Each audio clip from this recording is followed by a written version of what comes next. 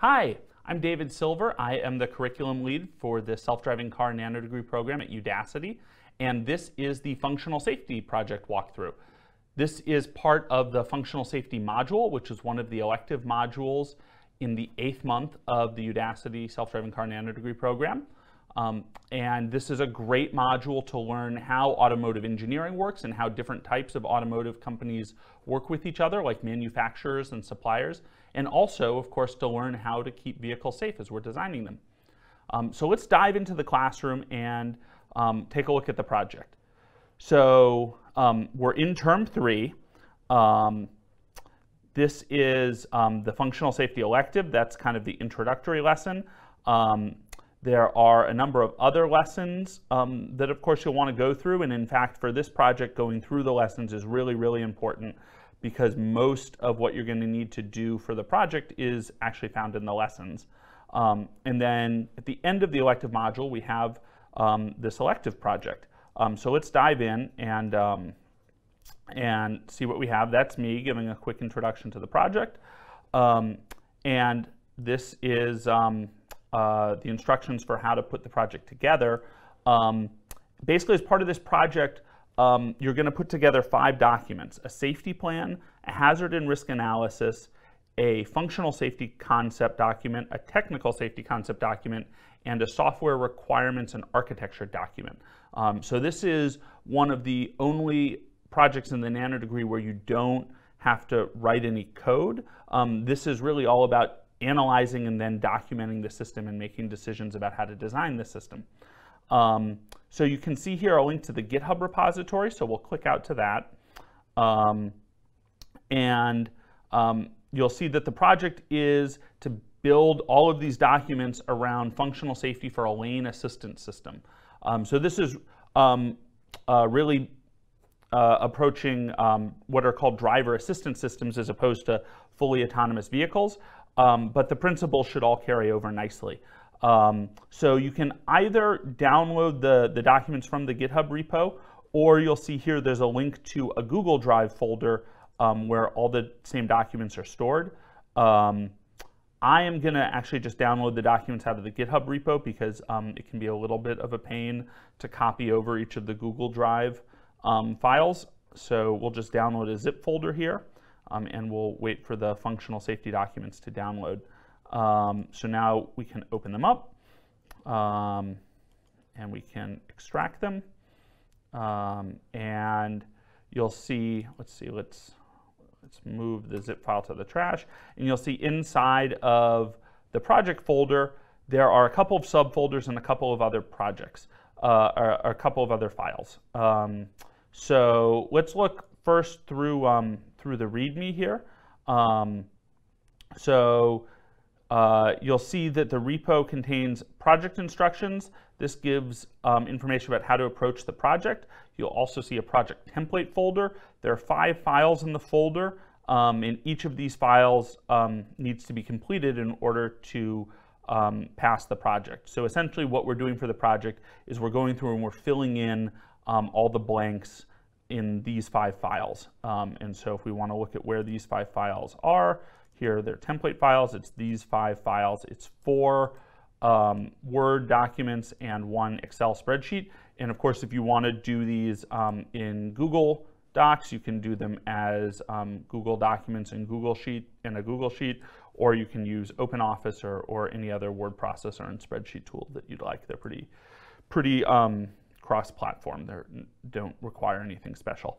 The project rubrics in the classroom, and then once we complete those documents, we'll submit them.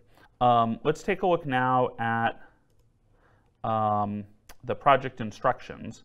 So if we go up a level, so you are going to document a safety case for the lane assistance item. Your project will include a safety plan, a hazard analysis and risk assessment, a functional safety concept, a technical safety concept, and a software safety requirements and architecture document. Those are the 5 documents that we were just looking at earlier. We've provided templates for each of these documents. The hazard analysis and risk assessment is a spreadsheet, but all the other documents are word processor files.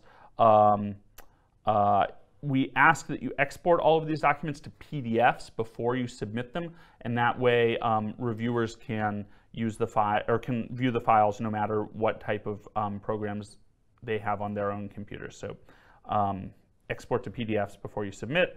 All of the information you'll need is in the functional safety lessons. Your job will be to use the information from the classroom to build a safety case. There are a few sections marked as optional. You do not need to do those, but we highly suggest completing them. And finally, here's an outline of the documents. So this is essentially what you'll need to turn in. You'll need to kind of fill out each of these elements as we go through them in the different documents. And then there are special instructions here for the hazard analysis and risk assessment because that spreadsheet, or really it's more of a workbook, is fairly complex. And so when we get to that, maybe we'll hop back here and take a look at these instructions. So that's kind of the outline of the project. Let's dive into the very first template file, which is the safety plan. So this is the safety plan document. You can see all of these documents were created in conjunction with Electrobit, who is our partner for this module. Electrobit is an automotive supplier that specializes in functional safety, among other things. So they are great folks to learn from. And these are the types of documents that they use when they are developing functional safety cases for their partners. So the first thing to start with is document history versioning. So we'll punch in today's date, and we'll call this version 1.0, and we'll say that the editor is me, David Silver, and we'll call this our first attempt. And then we'll page through. There's a table of contents here that we can skip through. And then the first question is, what is the purpose of the safety plan? And so if we go into the classroom and we look at the safety plan lesson, and we dive through to the bottom here. There's a video to watch where Stephanie talks a little bit more about what a safety plan does. You'll learn a lot more about a safety plan through the other concepts in the lesson. Here you get a very quick summary. A safety plan provides an overall framework for a functional safety project. If you watch the videos, you'll see that another important part of a safety plan is to define roles and responsibilities. So we can say the purpose of this safety plan is to provide an overall framework for the lane assistance item and to assign roles and responsibilities for functional safety for this item. The scope of the project. So this is already given. The deliverables for the project are those 5 documents that we outlined. The item definition, so this is where we actually define what the lane keeping or what the lane assistance function is. So we want to look at what is the item in question, what does the item do, what are its 2 main functions and how do they work, which subsystems are responsible for each function, and what are the boundaries of the item. What subsystems are inside the item, what elements or subsystems are outside of the item. So again, we'll kind of dive into the classroom, and let's take a look at what the lane assistance item is. So let's, we might actually skip forward to hazard analysis and risk assessment. So, so looking at the lane assistance system architecture, we have this diagram here that kind of explains the architecture of the lane assistance system. You can see there are 3 subsystems: the camera system, the electronic power steering system, the car display system. And then if we pop up a level or pop back one concept, we'll see lane assistance system has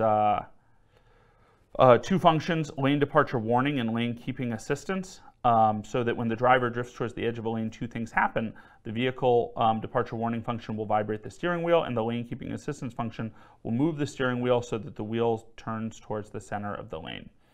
So if we come back here, let's look again at these blanks. We need to fill in the prompts we're supposed to discuss. What is the item in question? What does it do?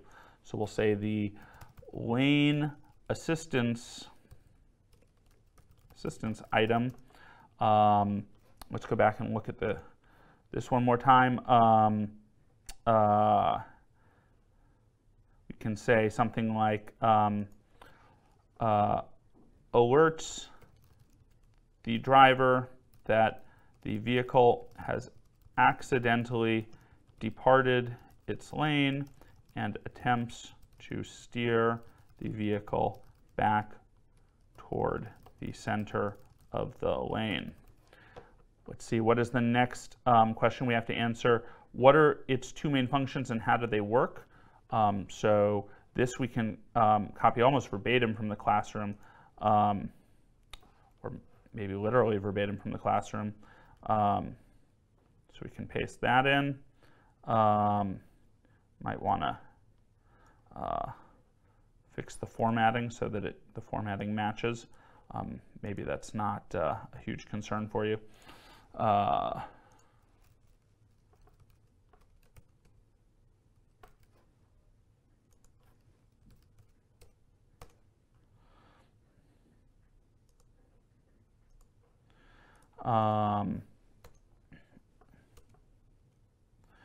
Let's see. I think the next question is how do they work? So let's go back to the classroom. And let's see, to state the engineering requirement more formally, the lane departure warning function shall apply an oscillating torque to the driver to provide haptic feedback. So let's take a look here. Actually, we probably don't need to quote that, but we might want to turn it into a complete sentence. The lane departure warning system shall apply an oscillating torque to provide the driver haptic feedback, and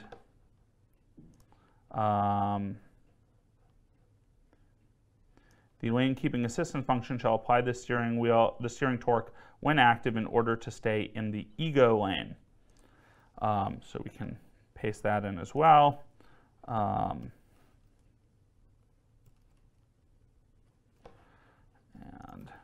fix the font.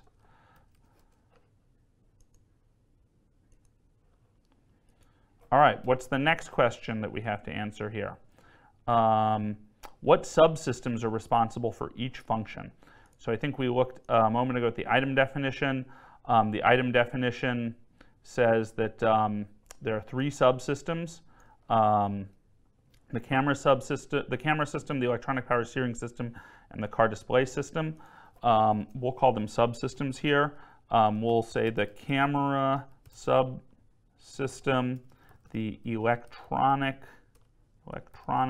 power steering subsystem, and the car display system are each responsible for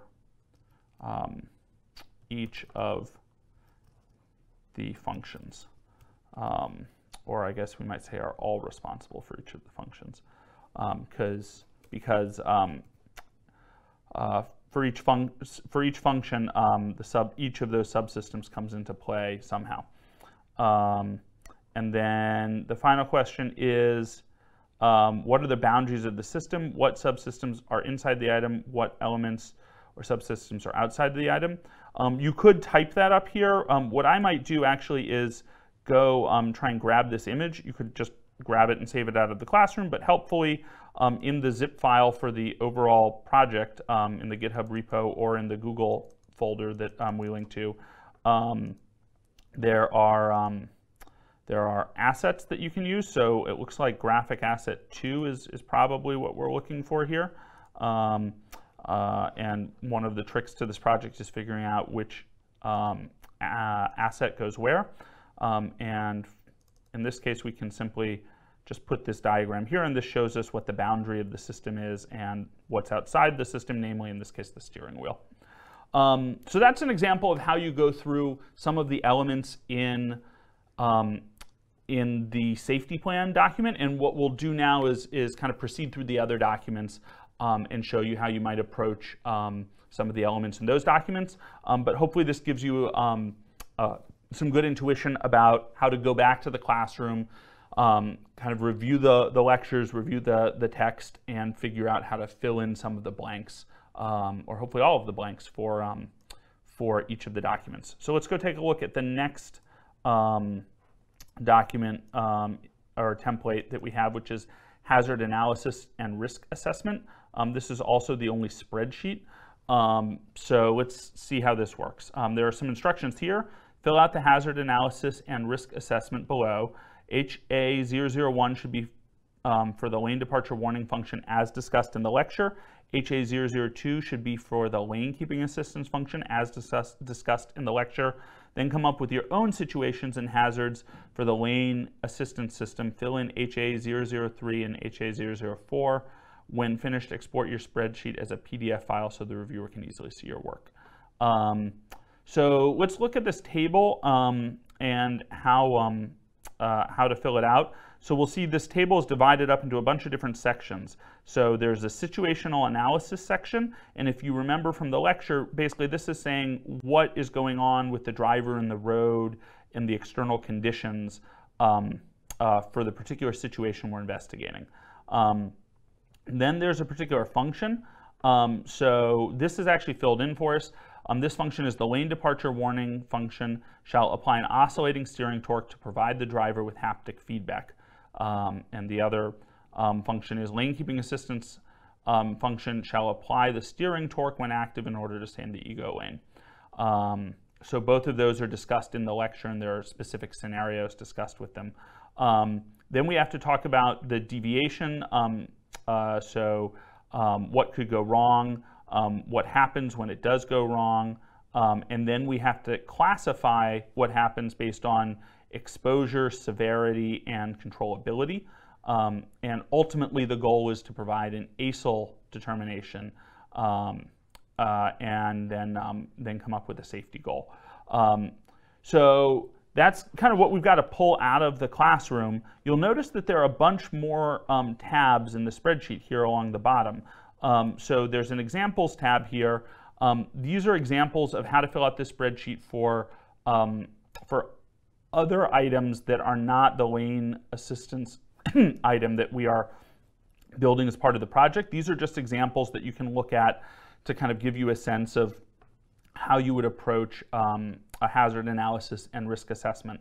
What we have here is normal driving on a city road in normal conditions at low speed at nighttime with an obstacle on the road. And the item is being correctly used. And so you get this overall situation description, and you might recall this kind of sentence format from the lectures.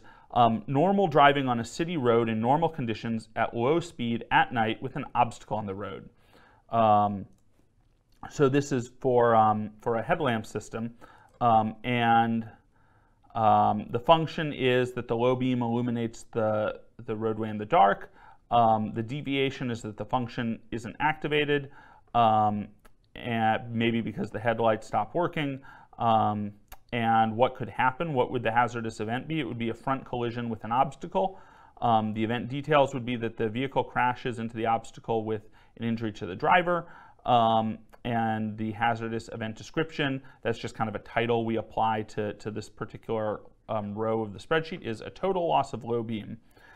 So how bad is this total loss of low beam under this scenario? So one thing we want to think about is exposure.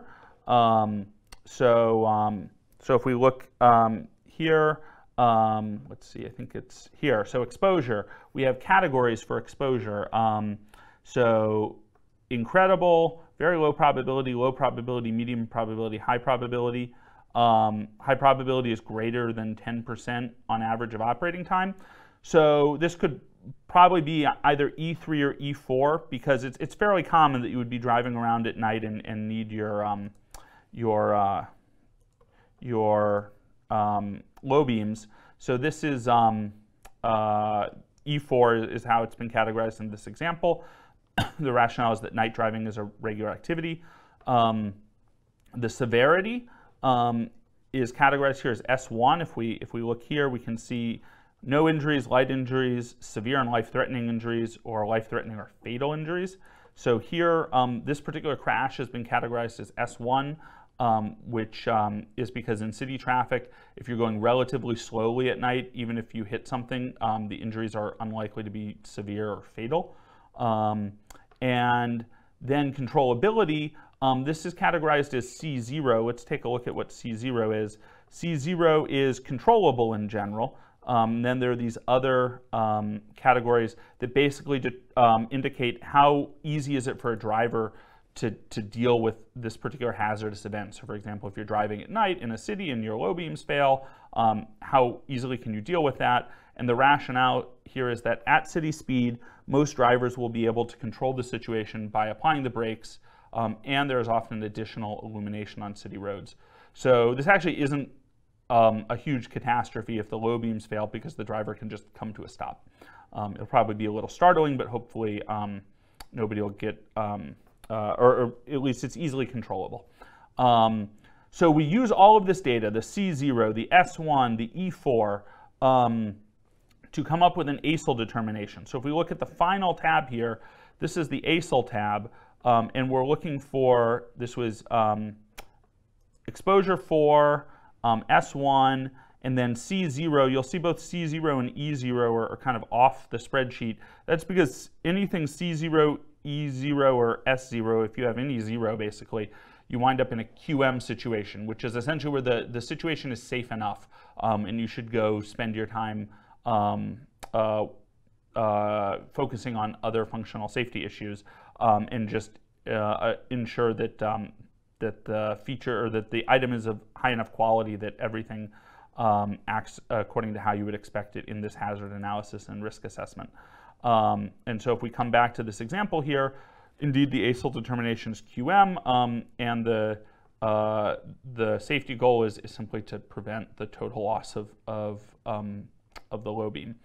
So that's an example of how to walk through one element of a hazard analysis and risk assessment. What you need to do is walk through 4 of them. 2 of them are dealt with specifically in the classroom, and you can go back and kind of look at those and think through how to fill out the spreadsheet based on what's dealt with in the classroom. And then 2 of them you have to come up with yourself. And indeed, if you were a functional safety engineer, or if this were part of your job description, you would come up with a lot of these to try and think through all the different ways that items might break in the vehicle, and how you would handle that. There are also a couple of other tabs here. So there's actually a table of situational analysis guide words. This can help you in coming up with specific situations. So you might want to think about when things are parked, or when the ignition is on, or when you're driving backward, or when you're on a country road, or on a mountain pass, or in a road tunnel, or at low speed or high speed or high braking, and there are a variety of different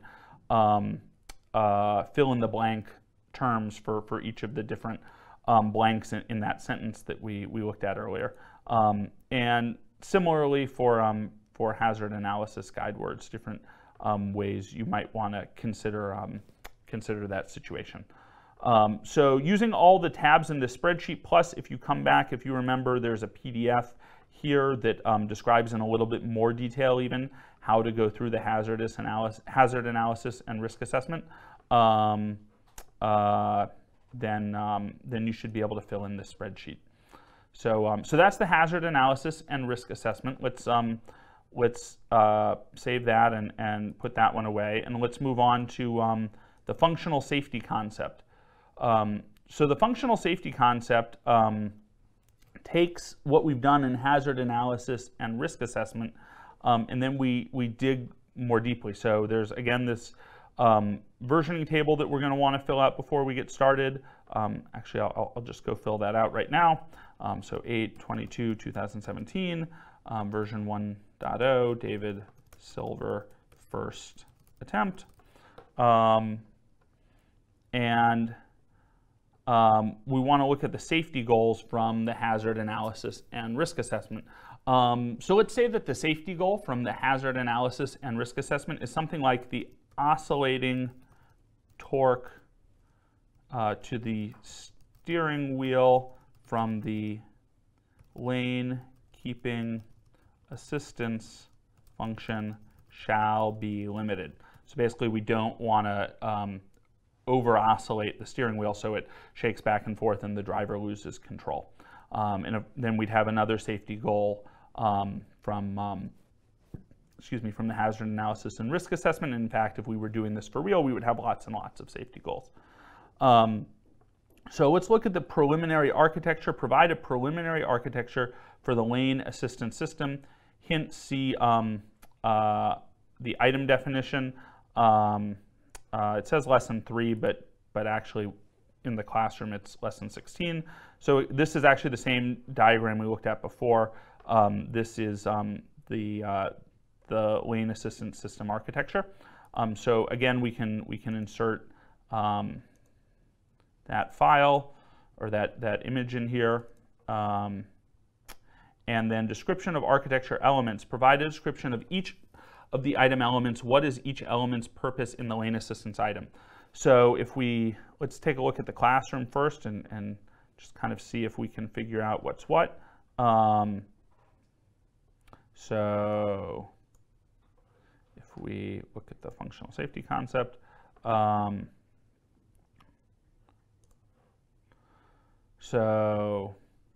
here we see the oscillating steering torque from the lane departure warning function shall be limited. I think I actually miswrote that here. The oscillating from the lane departure, warning function shall be limited. You can see the other safety goal here,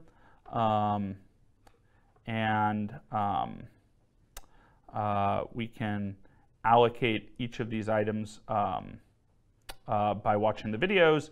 And so these are probably the videos you'd want to look at to figure out how is each of the elements in the system architecture affecting the item.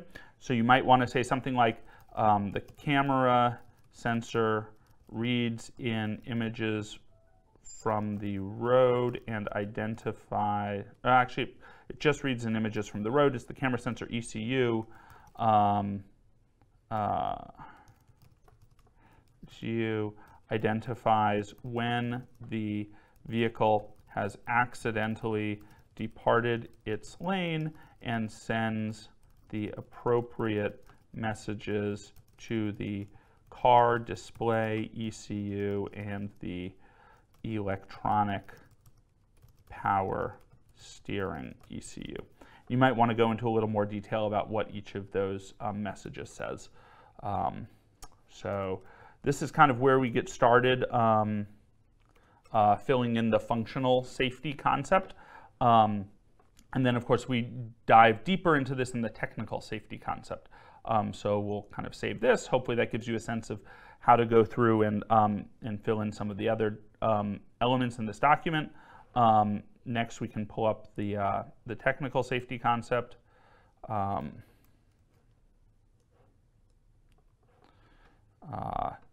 So again, with the versioning, version 1.0, first attempt. And what's the purpose of the technical safety concept? So if we look in the classroom at the technical safety concept, as you read this, you'll kind of figure out that the purpose of the technical safety concept is to define exactly what's going on, or maybe not exactly, but to define what's going on with each of the ECUs at the system level, and to figure out what types of messages the ECUs need to pass between themselves. So we can put something like the technical safety concept defines how the subsystems interact at the message level and describes how the ECUs communicate with each other. We might want to dig through the videos to get a slightly better definition of the purpose of a technical safety concept, but I think that'll do for now. And then we basically want to go back and look at the functional safety requirements that we came up with as part of the functional safety concept that we just were looking at. So that document we were just looking at, the functional safety concept, by the time we work our way all the way through that document, we should end with some functional safety requirements. So one functional safety requirement might be the electronic power steering ECU shall ensure that the oscillating torque amplitude requested by the LDW function is below a variable we'll call max torque amplitude, and we'll say maybe this was determined to be ASIL-C and it has a fault-tolerant time interval of 50 seconds, and we can just say that LDW, lane departure warning, the safe state is that LDW will set the oscillating torque amplitude to 0. So if something goes really, really wrong, the lane departure warning system will go to a safe state by simply not oscillating the steering wheel anymore. And in fact, I believe if we come back here, we can kind of scroll through and kind of look at how we develop technical safety requirements. And here are some of the safety requirements, in fact, that we're going to wind up developing by the end of this technical safety document. And those, in fact, will be the starting points for the final document that we're going to look at, which is the software requirements and architecture document. So let's actually copy this because I think it's going to come in handy in our next document. And let's go, let's save and quit out of this document, and let's finally go to our software requirements and architecture document. And let's see, so 8/22, 2017, version 1.0, editor David Silver, description, first attempt.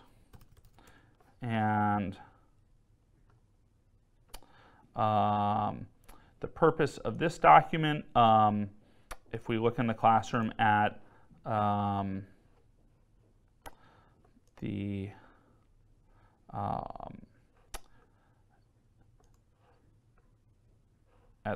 software and hardware development lesson, we look at the V cycle. There are various steps in different parts of the V cycle, and we kind of see how the entire functional safety case fits together. And if we look at software requirements, we're not going to go into how to code these requirements, but you'll get a sense of how to develop what the requirements would be, which you would then hand off to other software engineers who would actually go implement them. So the purpose of the software requirements and architecture document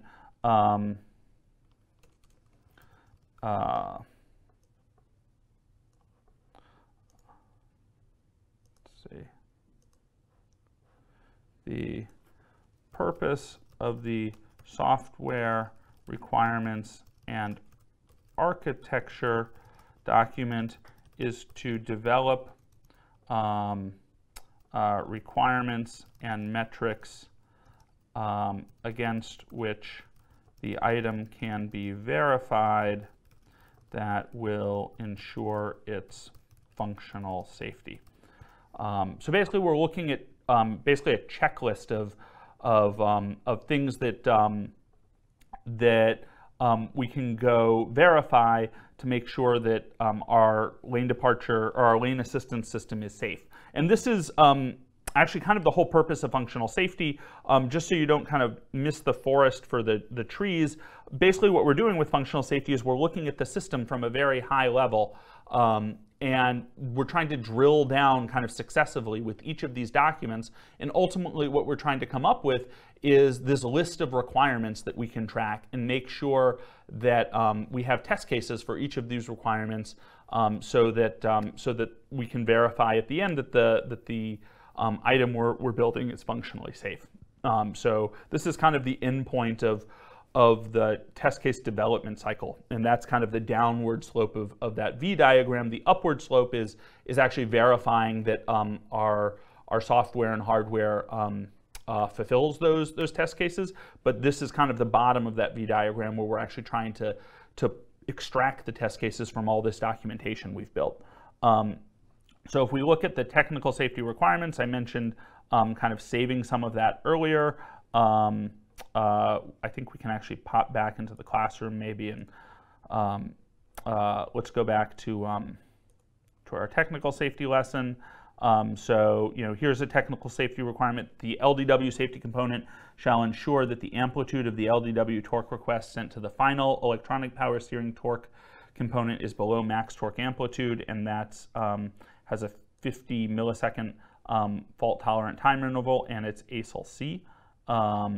So we can say it's ASIL-C, and it's 50 milliseconds. And so in the functional safety concept that we were just looking at, by the end of that concept, we'll come up with an architecture, and we'll figure out where each of these technical safety requirements is allocated within that architecture.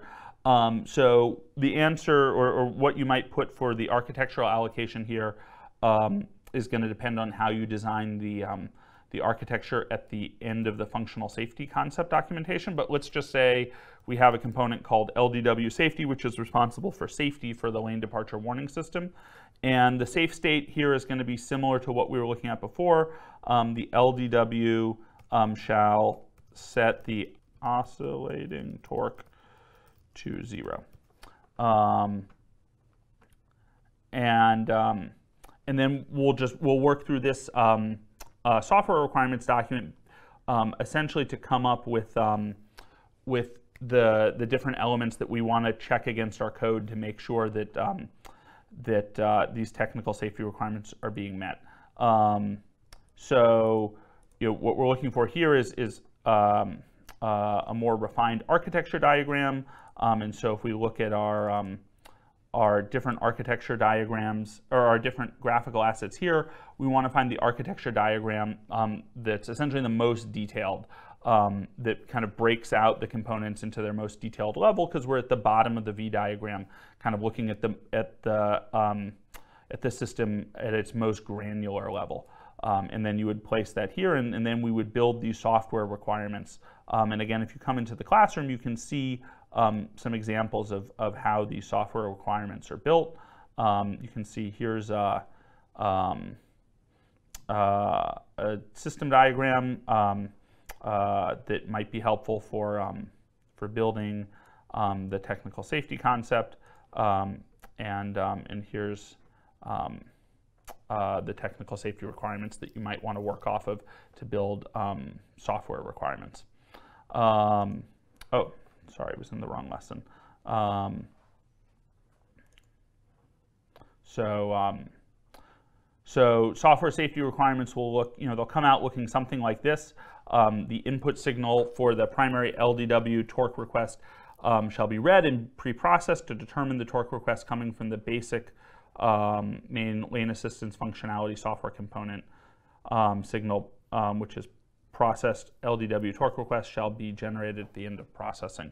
So if you're looking for examples basically of what the software safety requirements are going to be, you can look, say, at this particular concept in the classroom, where we look at what the technical safety requirements are, what the how we allocate those to to software elements, and then what the safe state will be. Each of these technical safety requirements winds up generating a number of software safety requirements. I think this column in the table actually is mislabeled. So this technical safety requirement that the validity and integrity of data transmission for LDW torque requests shall be ensured generates these different software safety requirements that are ultimately what we want to go check as we develop the system.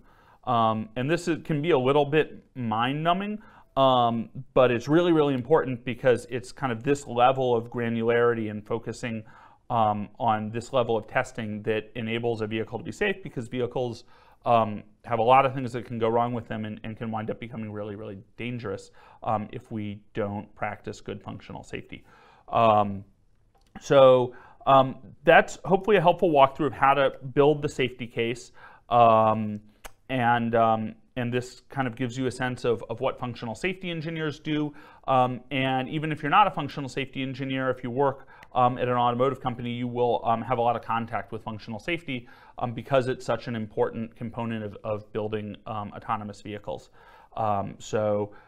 Having this sense of how the V diagram works, the V model, and how we start at a really high level with the types of systems we want to build and what they do, and then we basically decompose them to further and further levels of granularity until we can basically come up with all these tests or checkboxes that we want to check related to how our software works.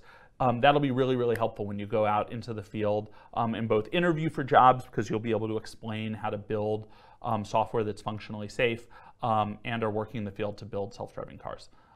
So we hope you find this to be a valuable lesson, looking at the vehicle from a systems level and a systems analysis view, and that this winds up being really, really helpful for you in your future careers.